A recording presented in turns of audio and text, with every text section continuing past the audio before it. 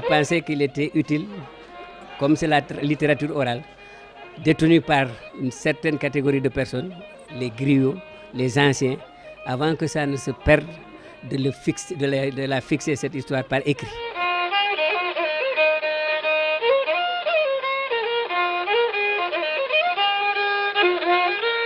Un exercice qui a eu comme résultat cette production littéraire de Malalba Alpha Molo Baldé. L'histoire du Fouladou ainsi retracée par ce natif du département du Bif, le Médina Yoro Fula. J'ai pris la partie la moins documentée à ma connaissance, la moins étudiée. C'est la partie Alpha Molo.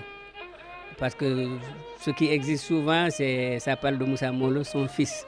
Mais avant le fils, il y a Alpha qui a fait un travail remarquable. En réalité, c'est lui qui a libéré ce qu'on appelait le Firdou au départ et par la suite qui est devenu le Fouladou. Le Firdou au départ, ça vient de Ferdé. Ferdé, c'est s'exiler. Firdou, comme Defirdou, c'est le point de chute. C'est l'endroit où celui qui s'est exilé s'est fixé définitivement. Et quand il y a eu cette libération-là par Alpha Molo, il a dégagé les Mandingues, il les a pourchassés. Et tout le territoire libéré est devenu le Fouladou. Fouladou signifiant la terre des Peuls. Une trajectoire, l'histoire d'un homme, Alpha Molo Baldé, une figure emblématique du Fouladou qui s'est illustrée de fort belle manière face à la conquête des Mandingues.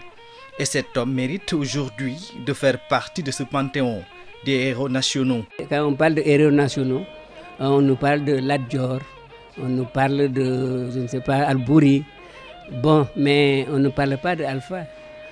Et peut-être que les autres ils ont été confrontés aux colonisateurs français. Alpha, lui, d'abord c'est les Mandingues. Il a fallu se libérer du joug du Mandingue.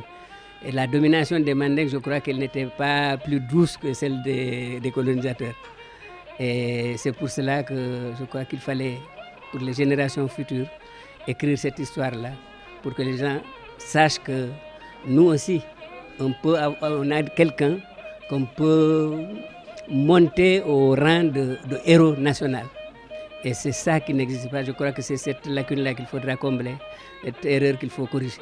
Ce livre de quelques pages, écrit dans un langage très dépouillé, se veut comme une production littéraire, voire même scientifique. Un appel à la jeunesse du Fouladou sur l'histoire de son terroir, comme rempart face au péril mandingue.